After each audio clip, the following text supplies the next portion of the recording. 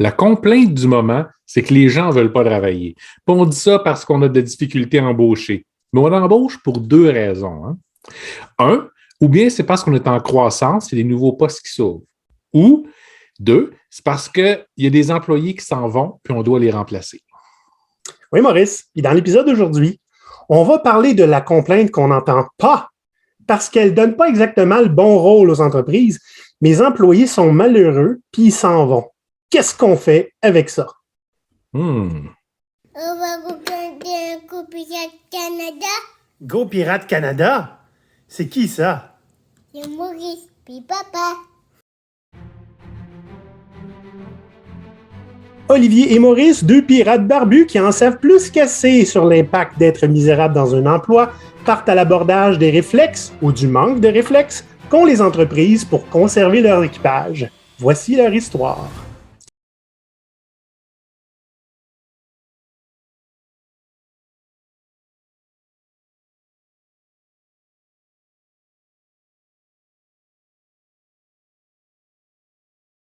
Maurice, par curiosité, là, sur le bout du nez comme ça, là, hein, combien de fois tu es parti d'une entreprise parce que tu étais misérable?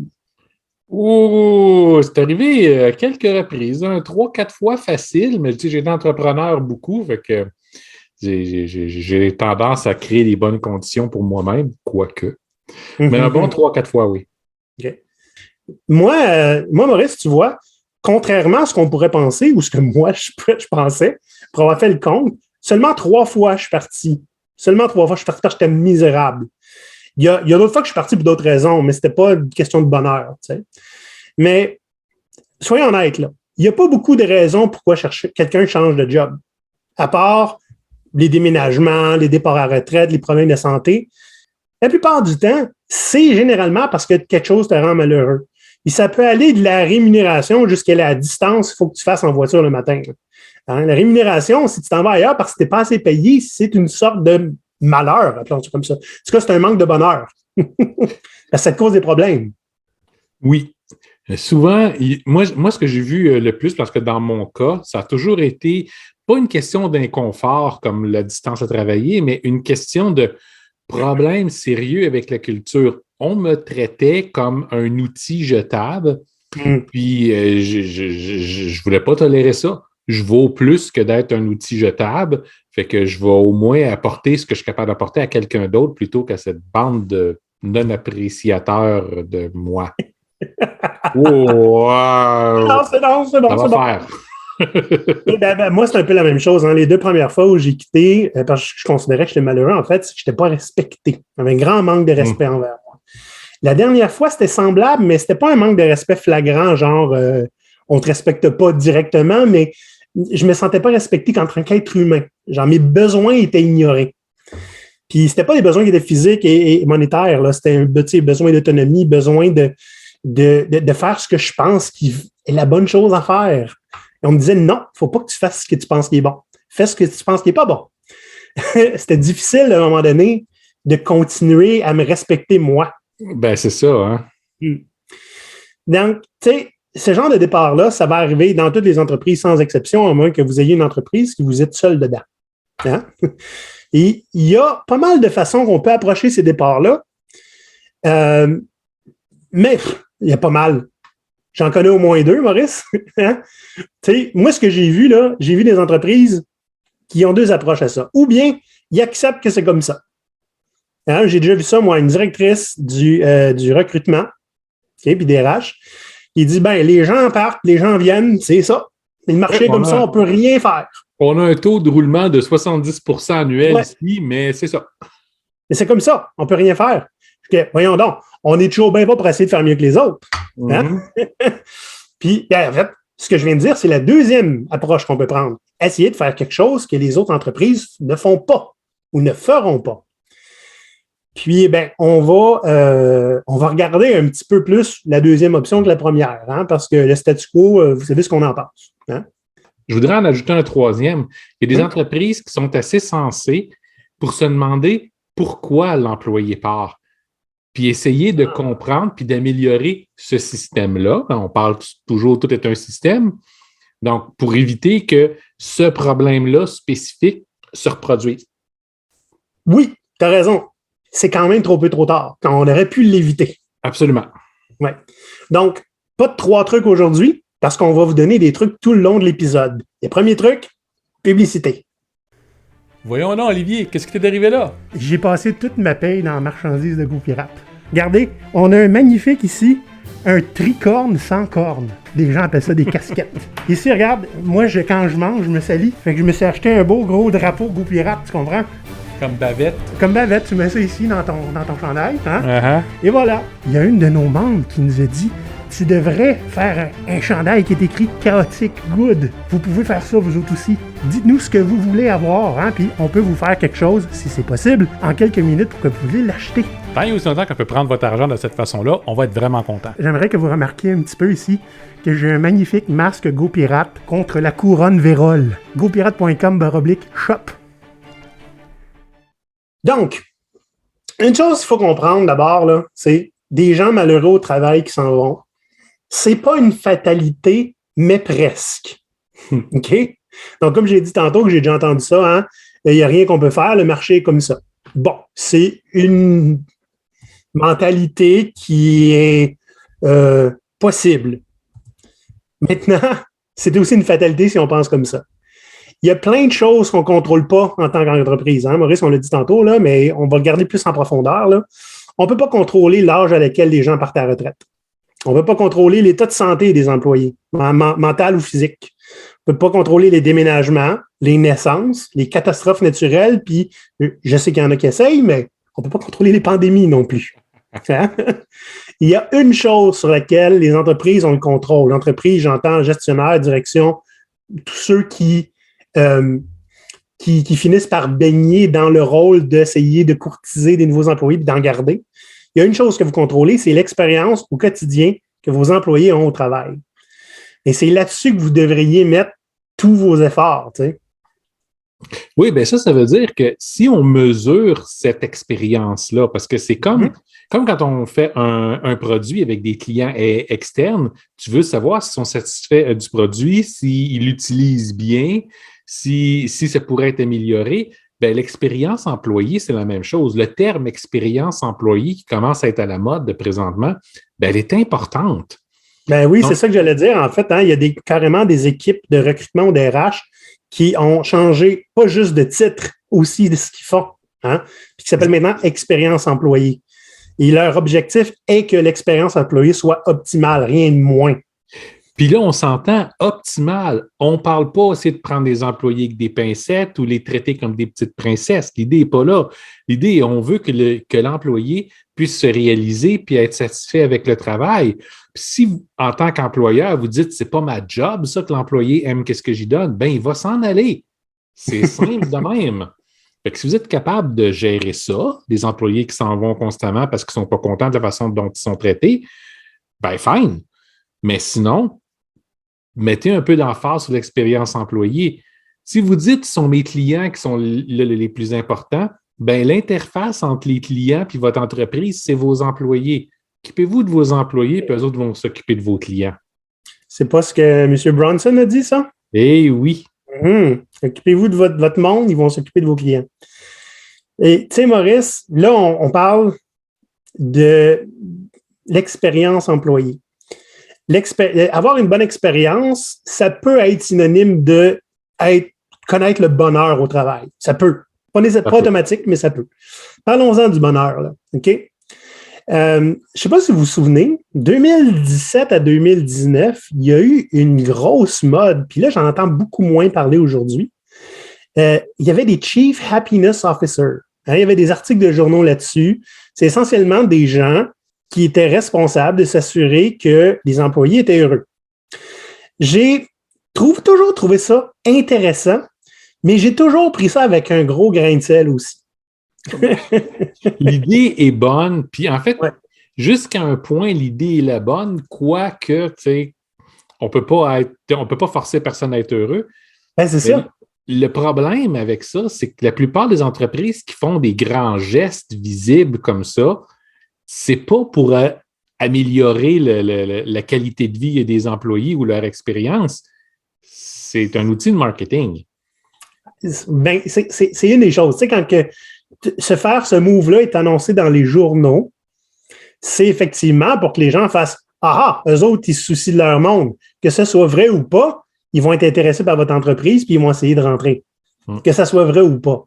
Mais ce que tu as dit tantôt, Maurice, c'est super important. Il n'y a personne qui peut rendre quelqu'un d'autre heureux. Puis c'est incroyablement prétentieux de prétendre pouvoir le faire. Je veux dire, je pense que ma conjointe est heureuse. Je pense que j'ai une part à jouer là-dedans. Oui. Mais je ne suis pas responsable de son bonheur. Tu comprends-tu? Je ne peux pas créer ça out of thin air. Mais tu as quand même mis le doigt dessus. Tu as une part à jouer là-dedans. C'est ça. L'employeur a une part à jouer dans le bonheur de ses employés. Exact. On ne peut pas créer du bonheur à partir de rien. Mais, puis là, je pense à nos conjointes et tout ça, on peut créer un environnement où les gens vont pouvoir apporter ce qu'ils ont besoin pour être heureux. Puis ça, c'est pas la même chose que rendre quelqu'un heureux. Exact. Vraiment pas. Et c'est là que le danger vient avec un rôle de une personne dans une compagnie, disons de 1000 personnes, hein, qui est Chief Happiness Officer, ben c'est le danger de vouloir faire comme je vais prendre une initiative, puis tout le monde va être heureux. Maurice, il va avoir des fruits gratuits pour tout le monde. Si tu ne gères pas les fruits, tu mérites peut-être pas d'être heureux. Tu sais, j'aurais préféré des bagels, moi, parce que je suis gros. Tu vois, le one size fits all, ça ne peut pas marcher non plus hein, pour que les gens soient heureux. C'est ça le gros problème que j'ai, en fait, avec le Chief Happiness Officer, mais c'est un problème avec un bémol dans le sens où, imagine un Chief Happiness Officer qui va voir les équipes puis qui s'en va leur demander de quoi vous avez besoin pour être à votre meilleur, puis qui s'arrange pour qu'il l'aille. Oui, puis qu'on s'entende bien ici, là, on ne critique pas les Chief Happiness Officer parce qu'on sait qu'il y en a beaucoup. En fait, si tu acceptes ce genre de poste-là, d'habitude, tu veux réellement changer les choses, tu veux réellement contribuer. Puis ce sont ceux qui se retrouvent avec les mains liées éventuellement qui font le plus pitié, mais sinon, l'idée derrière ce genre de poste-là est excellente. Puis les gens qui vont prendre ce genre de poste-là vont faire le maximum qu'ils peuvent pour les bonnes raisons. Ouais. Donc, Maurice, t'as pas vu quelque chose d'étrange dans ce que j'ai dit la phrase avant? Imaginez un Chief Happiness Officer qui va dans une équipe, qui leur demande qu'est-ce que vous avez besoin pour être à votre meilleur, puis qui s'assure qu'ils l'ont. C'est parce que c'est la job du gestionnaire. Donc, est-ce que le Chief Happiness Officer, sa job, c'est pas de s'assurer que les gestionnaires ont ce qu'il faut pour créer des environnements pour des employés heureux? Et peut-être que c'est ça, puis si c'est ça leur job, c'est pas pire, pas en tout. En fait, je le ferais. Je le ferais moi-même. Donc oui, l'idée, c'est un Chief Happiness Officer qui se dit, ben écoute, je vais mettre des tables de ping-pong partout, puis faire des retraites ou juste des pique-niques de compagnie obligatoires. Ben, c'est pas tout à fait ça qu'on a besoin. Obligatoire, j'aime l'obligatoire. Ben là, je veux dire, ça vaut quoi organiser quelque chose si tu ne forces pas tes employés à y être, hein? C'est des ressources après tout, hein? Mais l'idée derrière ça, tu sais, on en parle là, des tables de billard puis les consoles de jeux vidéo dans l'entreprise. C'est pas une mauvaise chose. C'est juste, c'est pas ça qui va faire que le monde va être heureux. Tu sais, c'est comme, regarde, si votre entreprise est toxique, mais que tu as des jeux vidéo, honnêtement, penses-tu que les gens vont rester pour ça? Ils en ont chez eux des jeux vidéo. J'ai été à un endroit où on avait un set de drums et puis on se faisait dire, si jamais tu n'es plus capable de m'amener, tu te lèves puis tu vas jouer au drum. Personne jouait du drum là-bas. Puis deux, on avait ordre de ne pas utiliser le drum pour ne pas déranger les autres. Puis trois, on n'avait pas le temps de se lever et aller jouer au drum. On avait tellement plus de travail que ce qu'on était capable de faire. Mais c'est ça. Puis la solution du patron à ce moment-là était dit, on va peut-être tasser l'équipe B qui est dans sa petite pièce à elle. On va les mettre sur le plancher ouvert avec toutes les autres pour réserver cette pièce-là avec un tapis gazon, tu sais, épais, et des coussins partout, comme ça, quand tu as besoin de décompresser, tu peux aller travailler là-bas.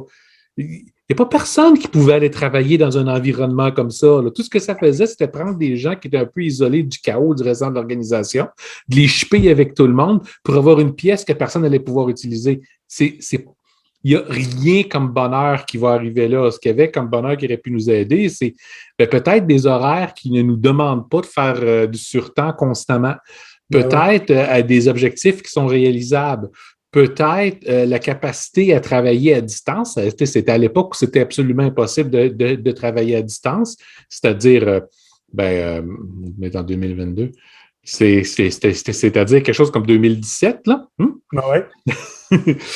Pour clore la discussion sur ce que j'appelle le bonbon, hein, c'est pas méchant de l'avoir, mais il faut que vous ayez une bonne base. T'sais. Si les gens sont déjà heureux et qu'en plus, ils peuvent jouer aux jeux vidéo, tant mieux pour eux autres.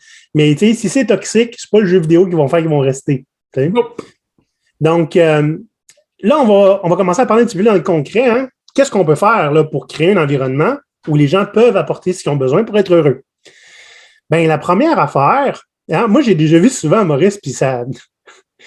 tu sais, là, sur les médias sociaux, quand tu écris en majuscule pour dire que tu cries, ça m'arrive pas souvent. Mais dans ce contexte-là, quand je vois des choses comme quel outil vous utilisez, les gens RH, pour faire des sondages pour connaître le niveau de bonheur de vos employés, moi, c'est là que je crie, OK? Parlez-leur! Écoutez-les! Pas un sondage déshumanisant. OK? Tu peux te dire, si tu vas leur parler, puis qu'ils savent très bien quel genre de personne que tu es, que tu n'auras peut-être pas un pouls correct de la situation. Hein? Regarde, la première chose qu'il faut faire, c'est commencer à écouter. Si tu veux comprendre qu'est-ce que les gens ont besoin là, pour être heureux, il faut que tu les écoutes. Puis les sondages, c'est pas écouter. OK? Non, ça c'est vrai. C'est sûr. Parce que d'abord, tu vas voir le filtre. Hein? Ah oui, un sondage, il est anonyme, mais on sait que ça ne l'est pas. Fait qu'on va se filtrer. Il y a aussi le fait que, moi, je m'excuse, mais je n'ai pas beaucoup de temps pour un sondage. Par exemple, je peux avoir beaucoup de temps si mon patron vient me parler en personne. Tu sais. C'est pas la même dynamique non plus. Puis, honnêtement, avec un sondage, qu'est-ce que ça promet? Là? Tu veux voir le langage non-verbal de la personne avec qui tu parles. Tu veux que ça soit enregistré et entendu, pas juste tabletté à quelque part. Si la personne était là, tu as une preuve qu'elle t'a écouté. Là. Elle ne peut pas l'ignorer pour toujours à un moment donné. Là. Elle pourrait, mais à ses risques et périls. Tandis que le sondage, personne qui sait si on va le lire. Là, fait que ça, c'est tous les petits risques là, de prendre des sondages puis de ne pas juste s'asseoir puis de parler. Puis, tu sais, il y en a, j'ai vu ça récemment, hein, ne faites pas des entrevues de départ, faites des entrevues de rétention avant que les gens partent. Il y en a que c'est malade. Une fois par année, on demande à notre monde qu'est-ce qu'il faudrait faire que vous ne partiez pas. Est-ce que vous imaginez que les gens songent à partir juste une fois par année? Vous êtes cute. Hein? Donc, pourquoi le faire une fois par année quand on peut le faire mauditement plus souvent? Genre, une fois par mois ou plus? Maurice, c'est la job des managers. Oui, mais le plus, je dirais, à un moment donné, tu viens que si tu es un employé, tu es là pour travailler, puis à toutes les 30 secondes, ton employeur vient te demander « Hey, qu'est-ce que je peux faire pour que tu t'en ailles? » Ta première question, c'est de te demander « C'est-tu moi qui est con, puis la place est aussi pire que ça? » C'est juste que je le vois pas. L'idée, là, ce que je veux dire, dans le fond, Maurice, c'est que c'est la job du manager de savoir pas mal en tout temps qu'est-ce que l'employé a besoin pour être à son meilleur. Tu ne fais pas juste poser cette question-là 2 fois par mois. Mais l'idée, c'est qu'il faut que tu sois conscient des besoins, de l'état d'esprit de ton employé. Tu sais, il y a combien de gestionnaires, là, tu leur demanderais, lui, c'est quoi les paramètres qu'il a besoin pour être à son meilleur, là, puis ici, pas, là. Il va guesser. Un environnement dans lequel, quand il y a quelque chose qui émerge pour l'employé, il n'y a pas besoin d'attendre la prochaine entrevue avec le gestionnaire pour y parler. Il peut à tout moment aller voir, boss, il y a quelque chose qu'il faut que je te parle. Mais ça prend déjà un environnement qui est mauditement plus, on va dire, sécuritaire que la majorité des places où je travaillais. Là. Okay? Puis, il y a quelque chose qui est super important aussi. Tu es un gestionnaire, tu écoutes tes employés, tu prends le pouls de temps en temps, mais si tu ne peux rien faire, catch-22, là. Oui. Donc, c'est important que les gestionnaires aient assez d'autonomie et de pouvoir décisionnel pour prendre les décisions en fonction de ce que les employés ont besoin. Là, quand je parle des besoins des employés, là, c'est pas c'est pas nécessairement je veux un stationnement payé, hein, puis je vais vous payer ma passe de métro puis d'autobus, là, OK? Il y a des besoins aussi ridicules que, regarde, ma chaise me donne mal au dos. Ça, c'est facile à régler, là. OK? Tu veux pas qu'il y ait plus mal au dos. C'est simple de même. Ça, puis Mais les bon. gestionnaires ont souvent plus de pouvoir que ce qu'ils pensent. Hein? Oui. Ma chaise, elle me donne mal au dos. Ah, mais c'est ça qu'on a reçu de l'équipement, fait qu'on n'a pas bien le choix. Bien, c'est pas vrai. Agis donc. Essaie de voir qu'est-ce que tu peux faire pour changer cette situation-là. Oui. Les gestionnaires, vous avez plus de capacité que ce que vous voulez. Faites preuve d'un minimum de courage pour vous occuper de vos gens. Puis ça va être payant de tout bord, de tout côté. Premièrement, si vous faites un effort pour régler les problèmes des gens avec qui vous travaillez, ils vont vous faire confiance. Puis ils vont vouloir que vous ayez du succès parce que ça veut dire qu'eux autres mêmes vont être mieux traités, ils vont avoir du succès, vont voir qu'est-ce qu'ils ont besoin. Donc, n'hésitez pas à le faire. Si vous avez peur que votre propre patron vous tombe dessus parce que vous vous assurez que vos employés soient plus performants, on parle d'un autre genre de problème. Oui, c'est ça. Puis, en fait, tu vois, le problème que tu parles, là, hein, c'est souvent, il y a une mentalité qu'on ne pense pas à prévenir, on pense à guérir. Ah, il nous a annoncé le départ, vite, il faut réagir. Pourquoi il faut attendre qu'il parte? En fait, c'est là que j'arrive avec une des phrases dont je suis le plus fier, parce que c'est moi qui l'ai sorti, Maurice. Hein? Si vous attendez que vos employés vous annoncent qu'ils quittent pour vous intéresser à ce qu'ils vivent, vous méritez votre taux de roulement. OK? Au lieu de réagir là, quand on voit apparaître des symptômes là, d'un employé pas heureux, on peut intervenir avant. Puis, moi, j'ai trouvé un moyen de le faire. En fait, Maurice, quand je suis arrivé avec cette phrase-là, là, que je trouve bien hot, là, je me suis demandé comment je pourrais faire, moi, pour agir avant que les symptômes ou dès que les symptômes arrivent, puis m'assurer qu'ils n'arrivent pas, même si je peux. Comment je peux prédire l'avenir, essentiellement?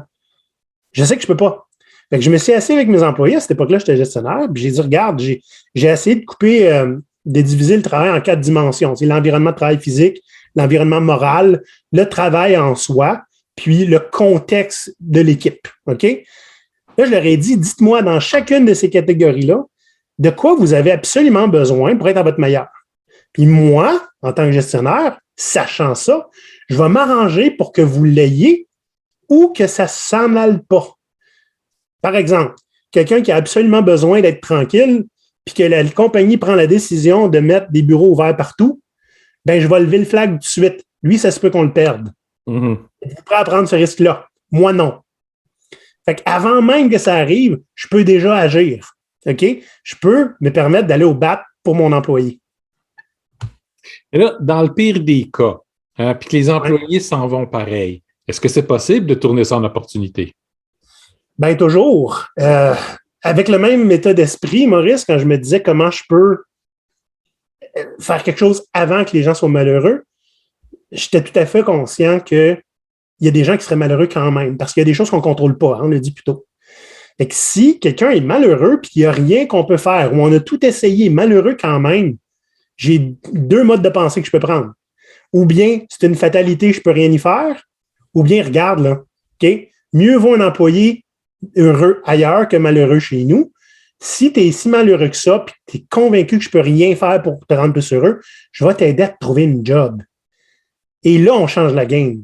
Ben oui, là, on crée des ambassadeurs externes, hein, des gens qui vont pouvoir dire « Hey, j'étais pas un bon fit là-bas pour raison X, Y ou Z, mais j'ai été suffisamment bien traité, tu t'en cherches un emploi, va les voir, c'est la meilleure place. C'est une bonne entreprise, pas parce que je suis pas là que c'en est pas une. » C'est vrai. Puis, tu sais, faire une mise en contact avec un gestionnaire que tu connais, regarde, lui, pour raison X, là, il y a quelque chose qui ne marche pas. Je pense que votre contexte est mieux pour lui. Puis, je me porte déjà garant, genre, de mon employé. Je dis, voyons donc, y a-tu déjà... En fait, je pose la question, les pirates, y a-tu déjà quelqu'un parmi vous qui a déjà connu ça? Et si oui, ça disait quoi sur votre boss? Hein? Je veux dire, c'est arrivé pour vrai. C'était pas exactement ça, Maurice. Il y avait un de mes employés qui voulait avoir un meilleur contrôle sur son travail et sa vie. Puis il dit, moi, parce que j'aimerais ça ne plus être employé, j'aimerais être à mon compte. Puis c'est comme s'il me demandait la permission. Tu sais. Je me dis, regarde, si tu veux être en ton compte, tu vas finir par l'être. Là. Clairement, ça a l'air d'être important pour toi. Ça te tente-tu qu'on soit ton premier client? Il dit oui. J'ai demandé à l'équipe, voulez-vous qu'il soit à son compte dans l'équipe? Ça vous intéresse-tu qu'on continue de travailler avec lui, même s'il n'est plus membre de l'équipe à part entière, qui est devenu un consultant? Ils disent oui. bon, ben, on va essayer un mois, puis on va regarder ce que ça donne. Puis ça a super bien marché pour quelques mois. Puis après un moment, il a fait comme, ouais, j'ai accepté un gros client, puis il va falloir que je vais m'occuper de lui en priorité. Puis il dit, je vous donne un mois pour transférer les connaissances au reste de l'équipe. Puis il est parti. C'est correct. Ça a fait beaucoup moins mal que s'il l'avait annoncé du jour au lendemain. Ben, c'est ça. Fait qu'il y a tout le temps quelque chose à faire, Maurice. C'est juste qu'il faut prendre les devants un petit peu. Puis, j'ai pas envie de dire assez de se demander comment nous, on veut se faire traiter. Mais faites-le pareil. Parce que la manière que vous voulez vous faire traiter, c'est probablement mieux que ce qui est déjà là. Mais écoutez, même si vous voulez vous faire maltraiter, hein, on ne juge pas personne. Dites-vous que dans le contexte actuel, les employés, ça ne s'achète pas par paquet de 6 au dépanneur. Hein? Ça demande beaucoup plus de travail, puis c'est beaucoup d'investissement embaucher quelqu'un, pas juste l'embauche en tant que telle, mais s'assurer qu'il soit fonctionnel. Fait que c'est une grande économie de garder un employé que d'embaucher un autre. Ah, ça, c'est vrai. En 2014, Maurice, quand j'ai commencé à être gestionnaire, les gens RH me disaient que, selon leurs calculs, ça a dû changer depuis 7 ans, 8 ans, mais ça coûtait 1/3 du salaire annuel de quelqu'un le remplacer. Fait que quelqu'un gagne 100 000, le remplacer coûte 33 000. C'est pas mal ça que j'ai lu encore aujourd'hui. Donc, j'espère que ça va vous avoir donné quelques idées, les gens en RH, les gestionnaires qui sont parmi nos fans, parce que, honnêtement, je dirais pas qu'il n'y a pas d'excuse de ne pas perdre du monde. Hein? Je veux dire, il y a tout le temps avoir des démissions, ça va arriver, mais il n'y a pas d'excuse de dire on ne peut rien faire. Puis, à vous d'être un petit peu pirate puis de briser les règles qui sont préconçues et acceptées du marché. C'est clair. S'il n'y a rien que vous pouvez faire, vous avez un problème pas mal plus sérieux que des employés qui s'en vont. Oui, effectivement. Maurice, on est déjà à l'épisode 113, hein? Puis, ça passe vite. Ça passe vite, mais ça passe pas aussi vite que tous les gens qui s'ajoutent dans notre fanbase. Donc, si vous connaissez quelqu'un qui pourrait être intéressé par l'épisode d'aujourd'hui parce que c'est un sujet qui est très, très large, envoyez-le. On veut voir nos followers monter. On est à 1020, je pense, Maurice. Quelque chose comme ça. Ouais, on veut que ça monte, là. Allez-y, on vous donne ça comme défi. Puis sinon, on démissionne. Puis venez nous rejoindre sur Patreon aussi. On est en train de bâtir des choses intéressantes avec nos membres présentement. C'est l'occasion. Venez, on est en train de revoir nos paliers, de nouveaux avantages qui s'en viennent.